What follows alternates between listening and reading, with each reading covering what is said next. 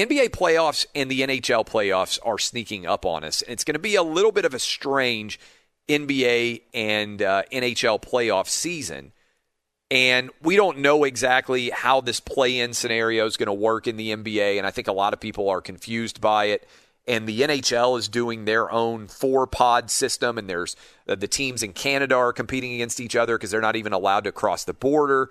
And there's all these complicated factors. But I believe that the NBA playoffs and the NHL playoffs, at least in the United States of America, is going to be massively important towards returning us to normalcy in crowds. And let me explain what I mean by this. We are rapidly approaching over 60% of all adults having received a vaccination. Anybody out there who is listening to us right now, if you want to go get a vaccination, it's relatively easy to do. You can go to CVS, you can go to Walgreens. There aren't very substantial lines. You can even go, as Barrett Sallee told us yesterday on the program, you can go to an Atlanta Braves game and get a vaccine while you're attending the game. And they now have 100% capacity there. All of the numbers on COVID are collapsing in short order. Everything is getting back to normalcy sooner rather than later. I think what we're going to end up with is a really divergent pathway towards a return to normalcy in sports. And let me explain what I mean. By and large, I'll use states like Florida and Texas are basically 100% open now, using big states because a lot of you out there live in Florida and Texas. And then you've got a lot of other quote-unquote red states that are very open. For instance, I live in the state of Tennessee. All of the state of Tennessee is going to be basically 100% open by Friday. So just 3 days from now, everything's open, all the bars, all the restaurants. There's no real restrictions. Mask mandate is gone. Some businesses can still require you to put on a mask. I bring all of that up because as we break down the playoffs in both the NBA and the NHL, as a result of these divergent paths that different states are taking on different timetables, you're going to end up, and I'm going to use as an example right now, 2 cities, Dallas and Salt Lake City. You're going to have in the NBA pretty massive crowds in Dallas and in Utah in the NBA's Western Conference. And if you look in the NHL, I think you're going to have pretty massive crowds. For instance, in my hometown of Nashville, you already do for the Nashville Predators in the playoffs there. And given how much of an impact we know home ice and home court have, I think we're just now, many people, starting to realize how massive of a story this is going to be going forward as everyone begins to unpack all of the advantages that are going to come from playing in certain cities as opposed to others. And I'll give you an example that's pretty straightforward and easy. What if Utah is in the NBA Western Conference Finals against either the Lakers or the Clippers, and the Jazz have home court advantage, and they have almost 100% by that time, because we're talking about this taking place in July or late June, and they have nearly 100% fans present, and the state of California is still not allowing a large number of fans to be present in LA. So in addition to the fact that the Jazz would have home court advantage and a better chance, therefore, to win 4 out of 7, we're talking about them playing in a virtually silent arena in the Staples Center against either the Lakers or the Clippers, let's say, in the NBA Finals in the Western Conference. And meanwhile, when you get to Salt Lake City, it doesn't feel that much different at all. Well, odds makers historically would give a 3 or a 4 point swing in favor of the home team. What if the Jazz are getting a big home court advantage, which gives them a 3 or a 4 point swing in their favor? But when they go play against the Lakers or the Clippers, this is effectively a neutral site environment. I think sports are going to push quickly for things to get back to normal even faster. Because I think Laker and Clipper fans are going to be looking around saying, wait a minute, and Trailblazer fans, already Damian Lillard started to complain about this.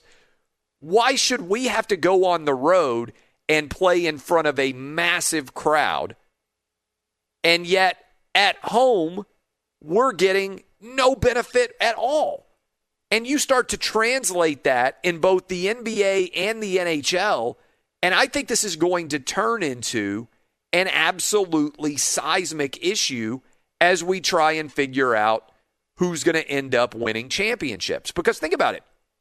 Basically in hockey, everything is set now in terms of the teams that are going to make the playoffs. Like Carolina, probably going to have a pretty decent crowd. Florida, probably going to have a pretty decent crowd. Tampa Bay, probably going to have a pretty decent crowd. Nashville, probably going to have a pretty decent crowd. All of those teams in the Central Division in the NHL, big crowds. Pittsburgh, probably not that big of a crowd. Washington, probably not that big of a crowd. Boston, probably not that big of a crowd. This is hockey, by the way. The Islanders, probably not that big of a crowd. Canada, we know none of those teams are going to be able to have very much of a crowd. And by the way, they're probably going to have to travel to America and deal with the fact that everybody else is going to have a different home ice advantage than they are. Meanwhile, Vegas, Colorado, Minnesota, St. Louis, it's going to be interesting to think about. So this is a monster issue to try to shake down, and I think it's going to be really, really a monster story going forward. Are you buying into this, Dub? Yeah, absolutely, and it's something that I've thought about a little bit just throughout this whole year with the lack of fans, and now that fans have actually, been gradually coming back into arenas, because whichever part of the country you live on, that directly affects how many people are allowed into these games. And we've seen with the Texas Rangers, for example, not that their playoffs are starting anytime soon, but places or that baseball, to be fair, like at least I feel like indoor venues with the NBA and the NHL, the home ice or the home court is so much more substantial in general than outdoor venues. Not to say it isn't impactful. I do think you get helped over the course of a long season. But, I mean, this could be the real difference maker. It wouldn't stun me if the Jazz get to play in front of basically a full house if they advance to the NBA Finals. A big reason why might be, and when you consider how many of those games played, not only the crowd impacting the players, but this is big, the crowd impacting the officials so that the Jazz are getting better calls than they might on the road. And you think about the referees and the officials, they haven't been in a situation with a loud arena in over a year, and they're going to be back into that situation at the most important time of the entire season in the postseason. And like you said, I mean, if it's Utah versus the Clippers and Utah has home court, they're going to get 4 home games with basically a full crowd, and then their 3 road games will have just a few thousand people in it in theory. So that could be an absolutely huge advantage. I mean, you're basically getting to play home neutral. Exactly right. Instead of home road, you're going to be going home neutral every time. And over the course of time, the visiting team would do far better in a neutral site environment than they would a roadside environment. I don't think it's just about the way the players play. I think in a big way, it's also about the way that the game is officiated. And that's going to occur both on home ice and in the NBA. So I think for the NHL and the NBA, this is turning into a pretty seismic issue that they're going to have to address. And I think the ultimate result is going to be that sports are going to push these cities and these states towards opening even faster, because I think people are going to look around and say, wait a minute, why is my favorite team having to play basically a neutral site game, and then I turn on the television and it looks 100% like normal? And again, you can think about it in the NBA. I ran through the NHL as well, but the Mavericks, I mean, they just had over 70,000 people indoors for a boxing match at Jerry World. I'm not an expert, but I don't understand how you can have over 70,000 people attend a boxing match and not have 20,000 people able to attend a Dallas Mavericks game.